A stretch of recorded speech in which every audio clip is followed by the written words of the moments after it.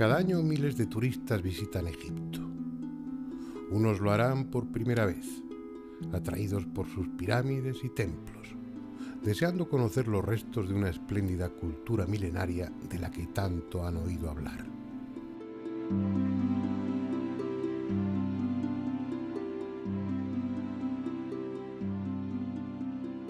Pero compartirán el avión con otros que ya han estado allí y vuelven por segunda o tercera vez, incluso con algunos que han perdido la cuenta de cuántos viajes han hecho ya al país de los faraones.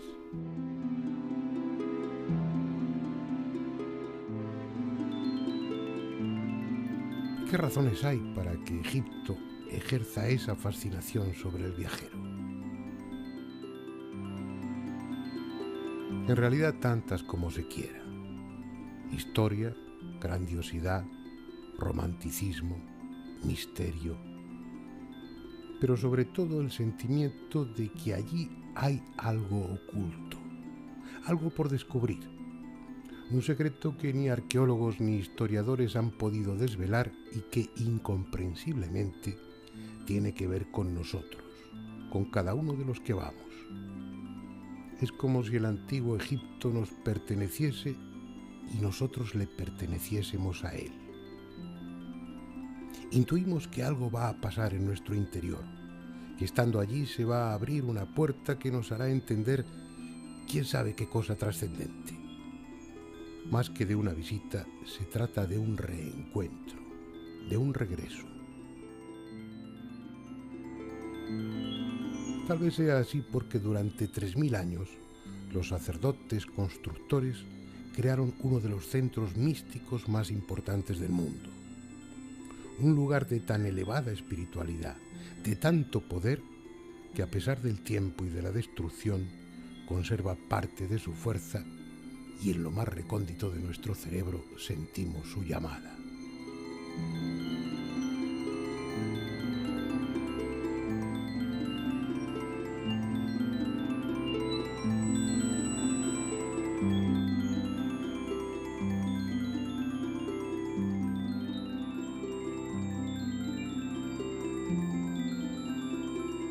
Una llamada a la que no supo resistirse un hombre cuya tumba, en el cementerio londinense de Putney Vale, vamos a visitar.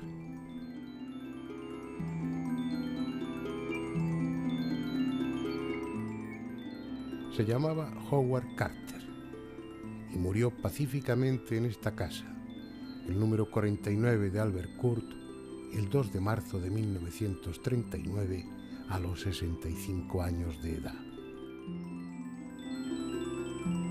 Su nombre figura en la larga lista de egiptólogos eminentes como responsable de uno de los hallazgos más espectaculares del pasado siglo XX, el de la tumba de Tutankamón.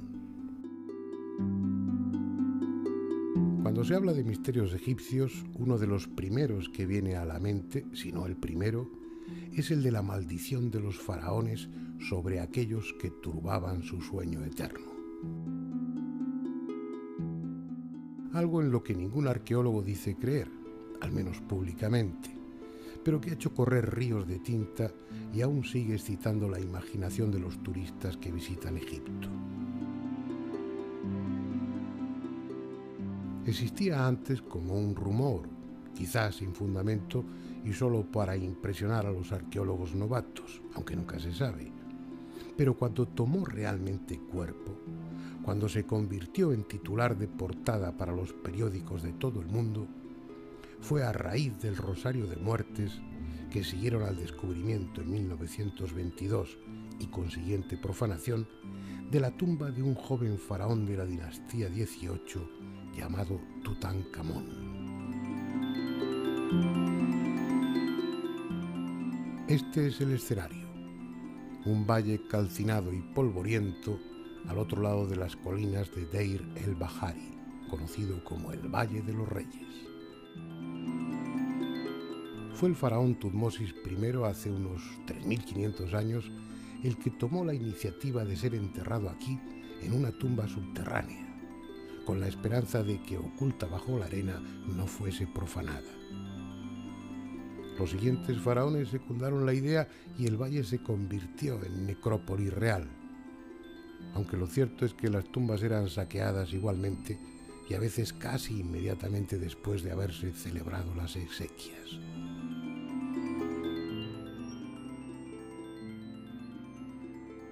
Cuando Lord Carnarvon, un adinerado caballero inglés, al que razones de salud le habían llevado al clima seco de Egipto, y Howard Carter, un joven arqueólogo formado junto al maestro Flinders Petrie, obtuvieron permiso oficial para excavar en esa zona en 1914, el Valle de los Reyes era un auténtico caos en el que la tierra extraída de unas tumbas tapaba la entrada de otras excavadas antes. Nadie pensaba que allí pudiera quedar algo que mereciese la pena. Nadie, excepto Howard Carter, que estaba convencido de que en algún lugar del valle permanecía aún sin descubrir la tumba de un faraón de la dinastía XVIII llamado Tutankamón.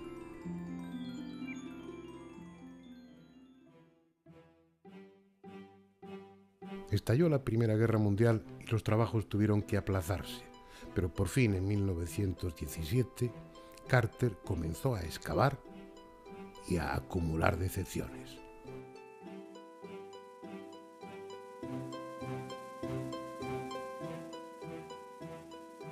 Se hizo construir esta casa a la entrada del valle para no perder tiempo yendo al Luxor, y durante 5 años vivió un auténtico infierno en el que cada atisbo de esperanza era seguido de un amargo fracaso.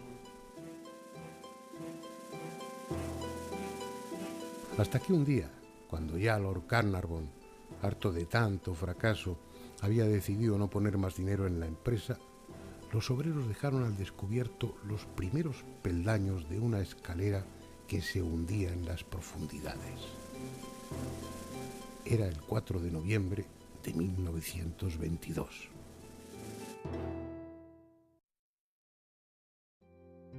El destino había querido compensar tanto esfuerzo haciendo realidad el sueño de aquellos dos hombres, porque libres de tierra y escombros, los 16 escalones descubiertos descendían hasta la ansiada tumba.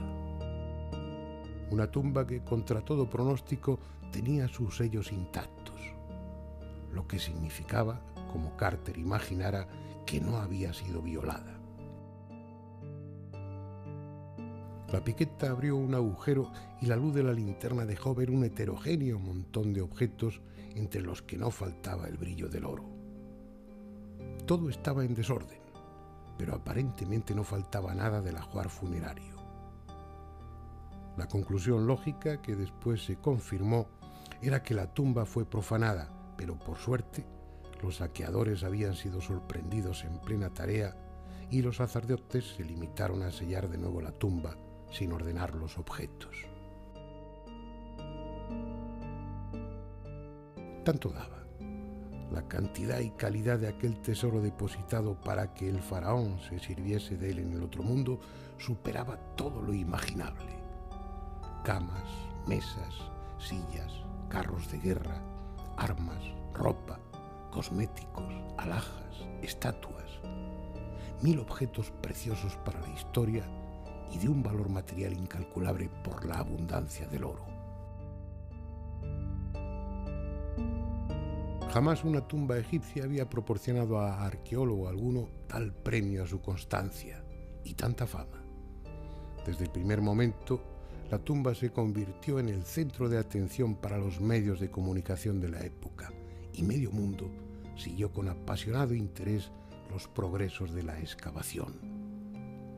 Con frecuencia, el trabajo tenía que ser interrumpido por la llegada de autoridades egipcias y extranjeras que querían ver de cerca lo que ya se consideraba el mayor hallazgo arqueológico del siglo. Incluso se celebraron banquetes en el pasillo de acceso a la tumba.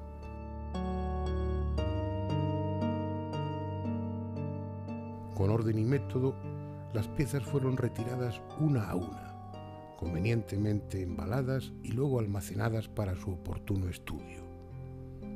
Fue una tarea lenta, pero al fin la antecámara quedó despejada y la pared que daba acceso a la cámara funeraria, con sus sellos intactos, pudo ser derribada. Dentro, ocupando casi toda la cámara una enorme capilla dorada cubierta de símbolos funerarios. Al abrir sus puertas, vieron que en su interior había otra algo más pequeña, y dentro de esta otra, que abierta dejó ver una cuarta y última capilla dorada. Embutidas unas en otras, las 4 capillas protegían un gran sarcófago de cuarcita amarilla.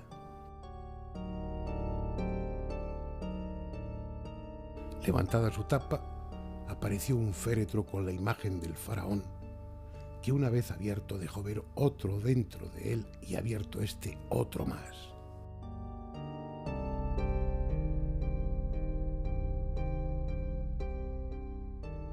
Cuatro capillas, un sarcófago y 3 féretros habían envuelto como las capas de una cebolla la momia de un joven faraón que reinó a los 12 años de edad y, según la minuciosa autopsia realizada en 1968, murió a los 18 por una fractura del cráneo, consecuencia de un certero golpe.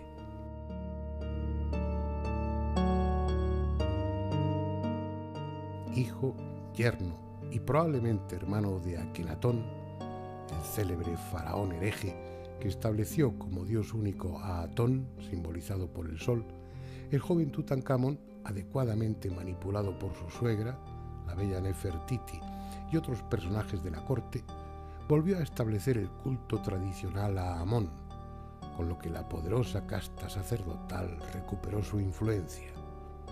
Y cuando ya no era necesario, lo asesinaron discretamente. Eso sí, llenando su tumba con un fabuloso tesoro por la labor prestada.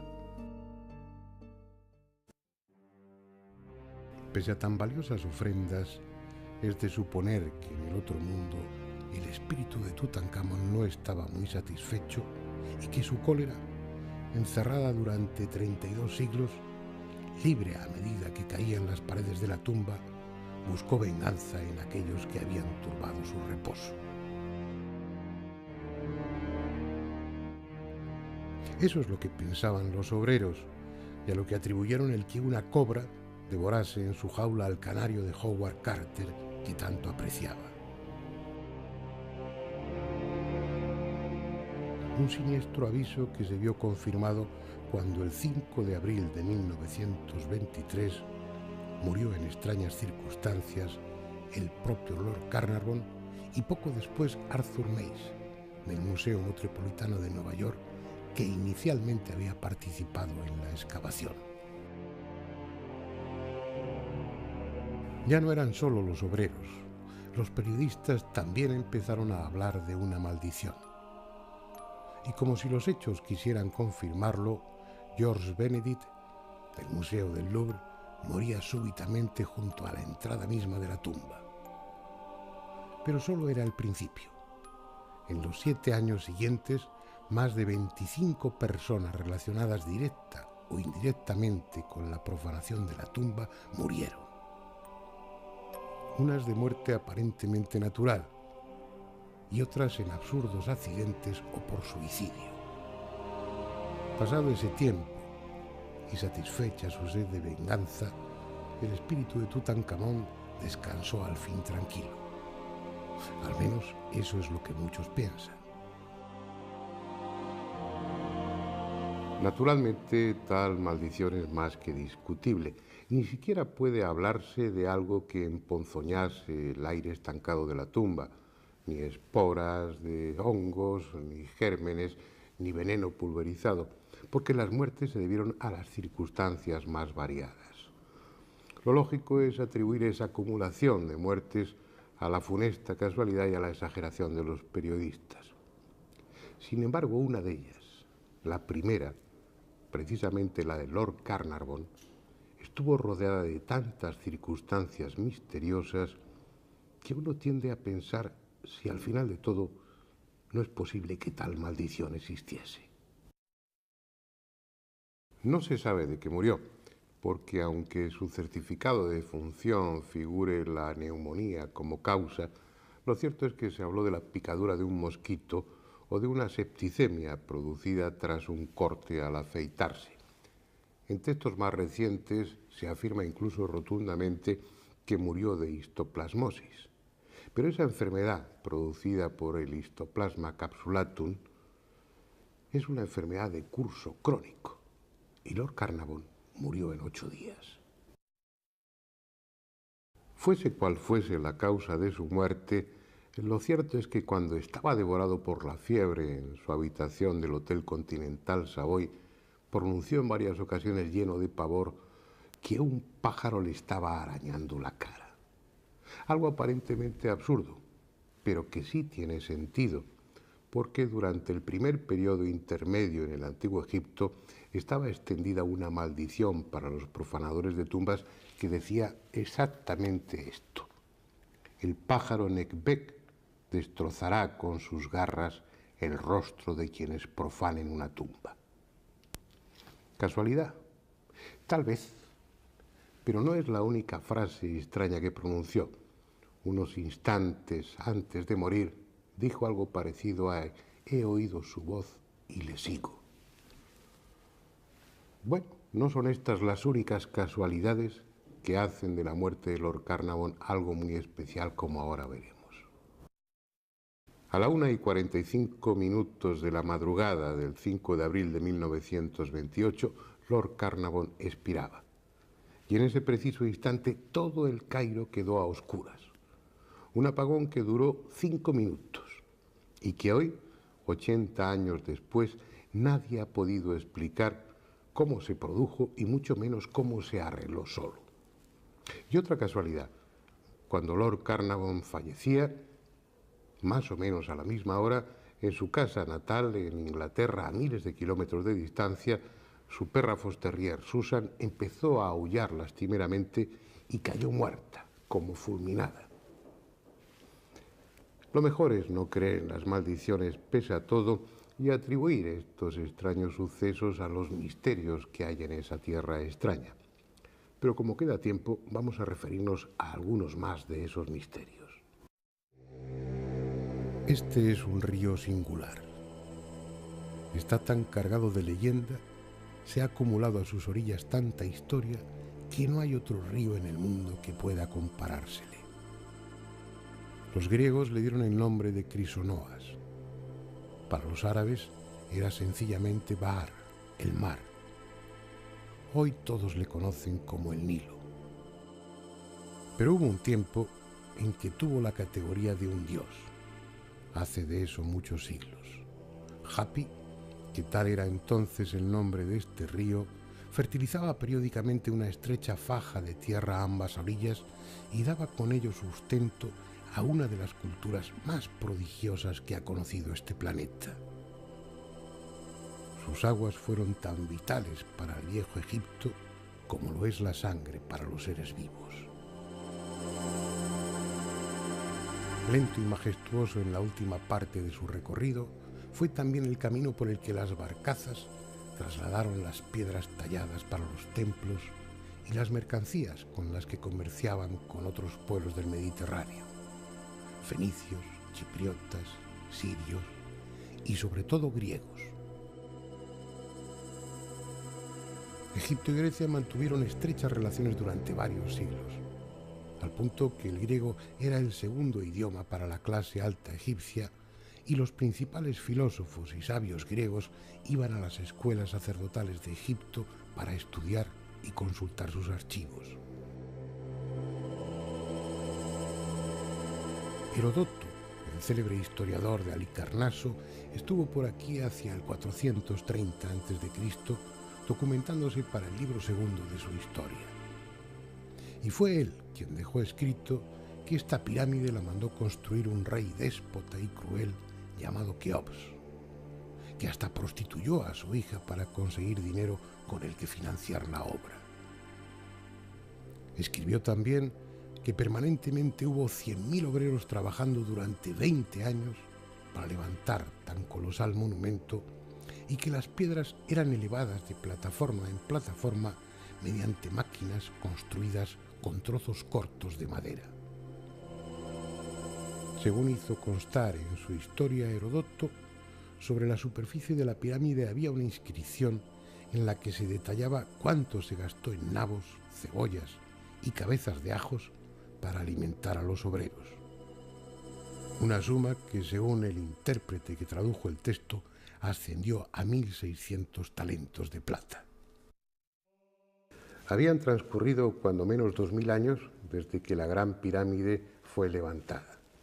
A esas alturas ya nadie sabía prácticamente nada de esa pirámide, del faraón a quien se le atribuye y mucho menos de las circunstancias que rodearon a su construcción. Aparte de lo que tenía delante de sus ojos, lo que cuenta Heródoto es probablemente inventado por él o que se lo dieron ya inventado. En definitiva, una historieta cargada de fantasía. Un solo ejemplo. Si, como él dice, la Gran Pirámide fue levantada en 20 años, eso significa que una piedra de más de 2 toneladas era izada hasta la hilera correspondiente, ajustada cuidadosamente en su lugar cada 3 minutos. Eso sin contar los bloques de revestimiento y la compleja red de túneles y cámaras. Tomar conciencia del misterio que entraña la Gran Pirámide requiere, en primer lugar, saber a qué clase de edificio nos enfrentamos. Cada uno de los lados de su base mide algo más de 230 metros, es decir, un perímetro de casi 1 kilómetro, y una superficie de 53.000 metros cuadrados. En el terreno que cubre la Gran Pirámide caben más de 270 pistas reglamentarias de tenis. Su altura actual es algo más de 139 metros, el equivalente a un rascacielos de 40 plantas. Está construida con unos 2.600.000 bloques de piedra.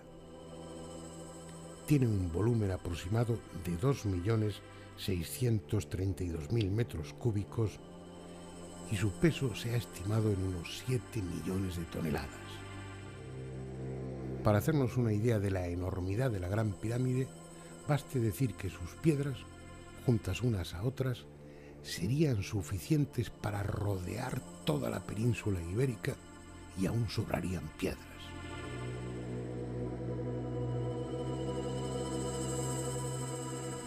Estamos pues ante una construcción de dimensiones colosales, el mayor edificio que jamás se haya construido en el mundo.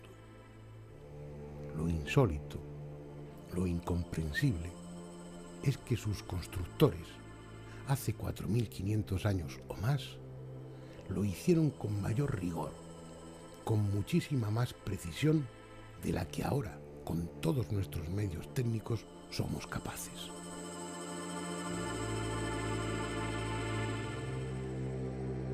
Dicho de otra manera, de acuerdo a los datos que la arqueología y la historia proporcionan, la Gran Pirámide, aunque pueda tocarse y fotografiarse, no existe, así de simple. Veamos, por ejemplo, el cierre poligonal y la suma angular de la base. El ángulo noroeste de la base de la pirámide no es un ángulo recto perfecto por 2 segundos de arco, en tanto que el ángulo noroeste excede en 2 segundos el ángulo recto. No estamos hablando de segundos de tiempo, estamos hablando de segundos de arco. En una circunferencia, por ejemplo, la de este o la de su reloj, hay 1.296.000 segundos de arco. Un error de 2 segundos, para contemplarlo en un reloj, requeriría de un microscopio electrónico. Un error que está por debajo del que admite la norma DIN 875 y que se aplica para la construcción de las más modernas escuadras de precisión que fabrica la industria actual. Hoy nuestra tecnología, que permite construir atrevidos puentes y levantar edificios con centenares de plantas, daría por bueno un error de 600 milímetros en el cierre poligonal de la base de la Gran Pirámide. Pero ellos lo hicieron con un error de solo 3 milímetros, es decir, 200 veces inferior.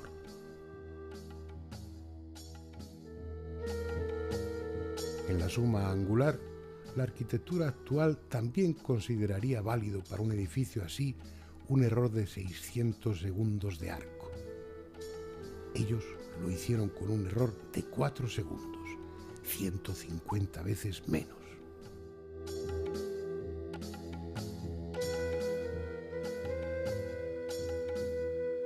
Si añadimos que en su base, de más de 5 hectáreas, el error de planitud es de 4 centésimas de milímetro por metro y que el resto de ángulos y medidas, tanto exteriores como interiores de la Gran Pirámide, están normalizados de igual manera, queda claro que aunque esté ahí, esa pirámide no existe.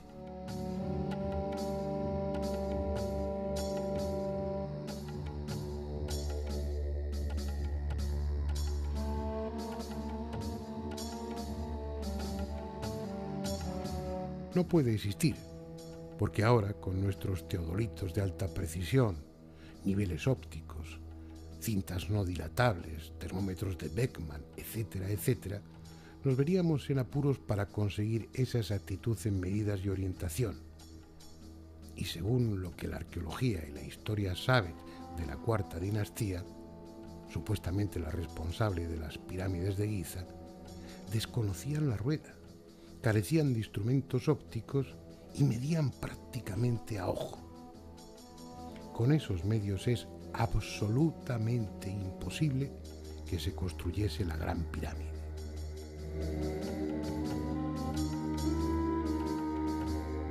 Detrás de ella hay unos conocimientos y una tecnología tan evidentes como absurdos para aquella época.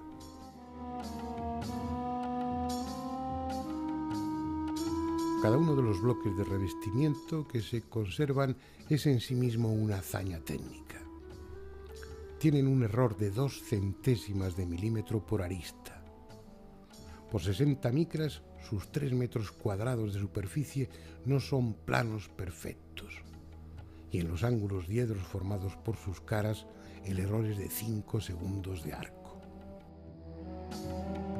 Son prismas tallados con tanta exactitud y perfección como las lentes de un telescopio.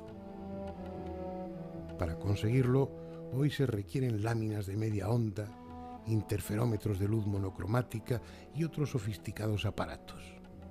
Sin embargo, ellos lo consiguieron hacer con bloques de 16 toneladas y tallaron alrededor de 25.000. Disparatado, inconcebible e innegable, porque están ahí. El problema que plantea la Gran Pirámide es que no hay posibilidad de atribuir la exactitud de sus medidas y de su ejecución a la casualidad. Está planificada y construida con la misma o mayor precisión que cualquiera de nuestros satélites puestos en órbita, con la diferencia de que pesa 7 millones de toneladas y tiene 4.500 años de antigüedad. Sin caer en los excesos de los piramidólogos de hace un siglo, la presencia indiscutible en sus proporciones de constantes matemáticas como pi o el número áureo phi, pasando por orientaciones y correspondencias astronómicas exactas, así como el desarrollo y solución de cuestiones geométricas complejas, conducen a una sola y posible conclusión.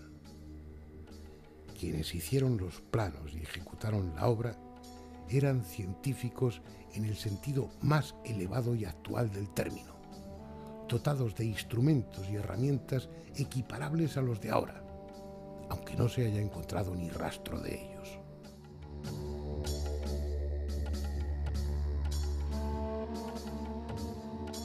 Es esa una de las cuestiones fundamentales al enjuiciar este tipo de problemas.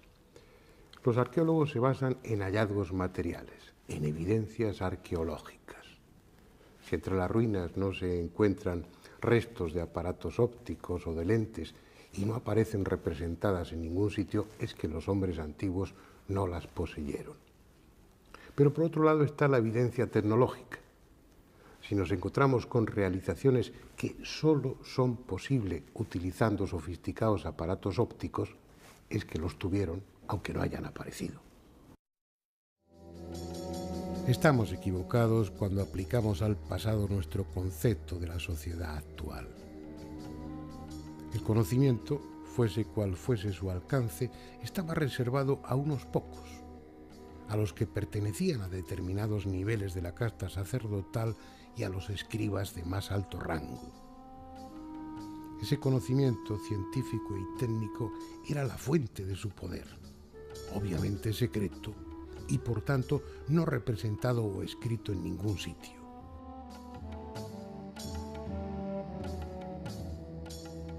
Eso es hasta tal punto cierto en el Antiguo Egipto que técnicamente hubo lo contrario a una evolución, hubo una involución.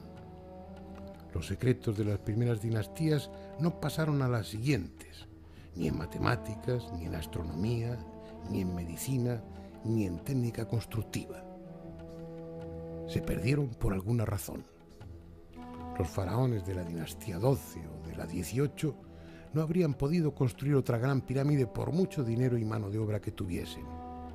Les faltaban los conocimientos de que dispusieron los de la cuarta dinastía.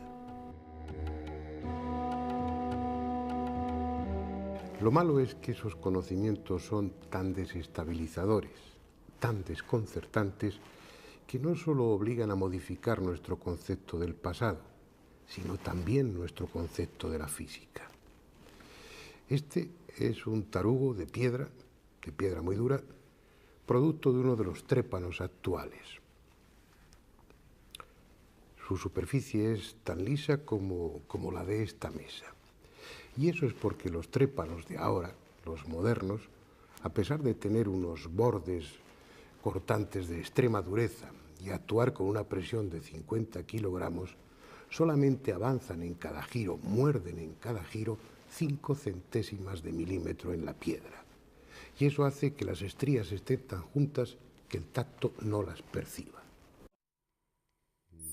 Pues bien, hace 4.500 años, los antiguos egipcios tenían trépanos que en cada giro penetraban más de 2 milímetros en el granito.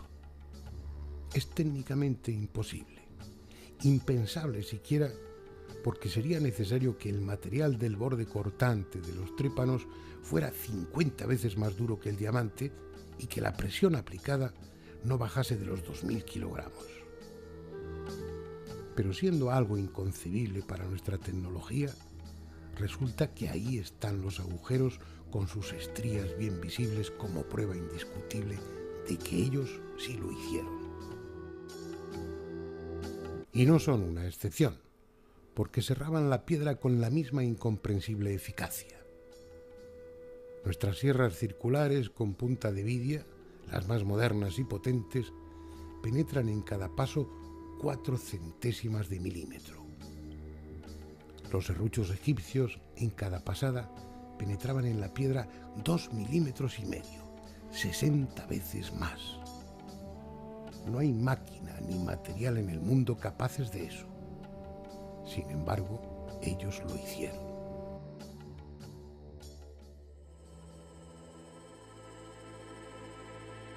Misterios sin solución posible que hacen aún más sugerente esta cultura de templos grandiosos y arte exquisito. Lo que queda de ella despierta admiración y respeto. Pero si el viajero sabe observar, encontrará a cada paso motivo también para el desconcierto. Como este obelisco inacabado de más de 1.200 toneladas, imposible hoy de transportar, pero que con toda seguridad ellos lo habrían trasladado centenares de kilómetros de no haberse rajado mientras lo estaban tallando. Las milenarias ruinas del antiguo Egipto, espléndidas y monumentales, están ahí. Pero el secreto, el auténtico secreto de aquellos constructores, permanece aún sin descubrir.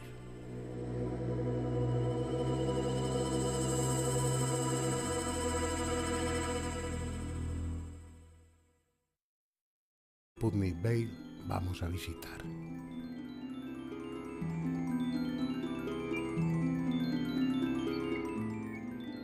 Se llamaba Howard Carter y murió pacíficamente en esta casa, el número 49 de Albert Court, el 2 de marzo de 1939, a los 65 años de edad. Su nombre figura en la larga lista de egiptólogos eminentes como responsable de uno de los hallazgos más espectaculares del pasado siglo XX, el de la tumba de Tutankamón. Cuando se habla de misterios egipcios, uno de los primeros que viene a la mente, si no el primero, es el de la maldición de los faraones sobre aquellos que turbaban su sueño eterno. Algo en lo que ningún arqueólogo dice creer, al menos públicamente, pero que ha hecho correr ríos de tinta y aún sigue excitando la imaginación de los turistas que visitan Egipto. Pero compartirán el avión con otros que ya han estado allí y vuelven por segunda o tercera vez, incluso con algunos que han perdido la cuenta de cuántos viajes han hecho ya al país de los faraones.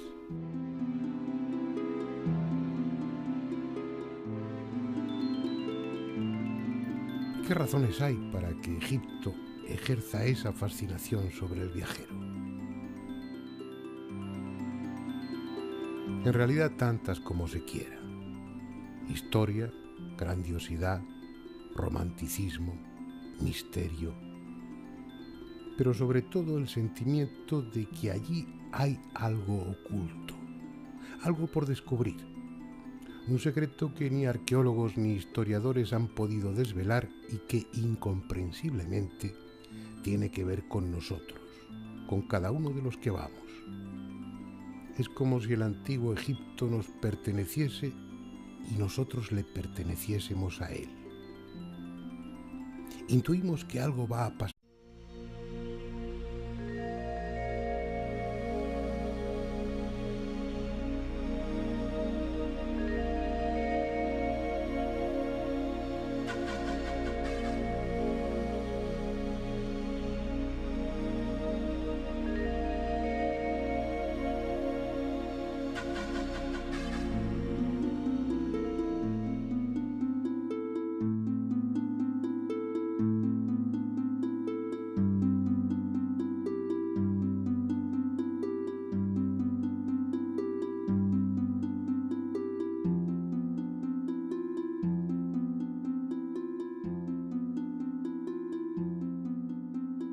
Cada año miles de turistas visitan Egipto.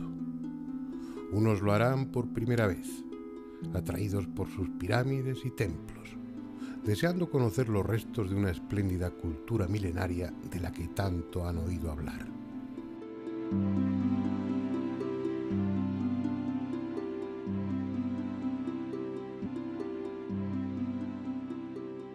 Existía antes como un rumor, quizás sin fundamento y solo para impresionar a los arqueólogos novatos, aunque nunca se sabe. Pero cuando tomó realmente cuerpo, cuando se convirtió en titular de portada para los periódicos de todo el mundo, fue a raíz del rosario de muertes que siguieron al descubrimiento en 1922 y consiguiente profanación de la tumba de un joven faraón de la dinastía XVIII llamado Tutankamón. Este es el escenario, un valle calcinado y polvoriento al otro lado de las colinas de Deir el-Bahari, conocido como el Valle de los Reyes. Fue el faraón Tutmosis I hace unos 3.500 años el que tomó la iniciativa de ser enterrado aquí en una tumba subterránea, con la esperanza de que oculta bajo la arena no fuese profanada. En nuestro interior, que estando allí se va a abrir una puerta que nos hará entender quién sabe qué cosa trascendente. Más que de una visita, se trata de un reencuentro, de un regreso. Tal vez sea así porque durante 3.000 años los sacerdotes constructores crearon uno de los centros místicos más importantes del mundo. Un lugar de tan elevada espiritualidad, de tanto poder, que a pesar del tiempo y de la destrucción, conserva parte de su fuerza y en lo más recóndito de nuestro cerebro sentimos su llamada.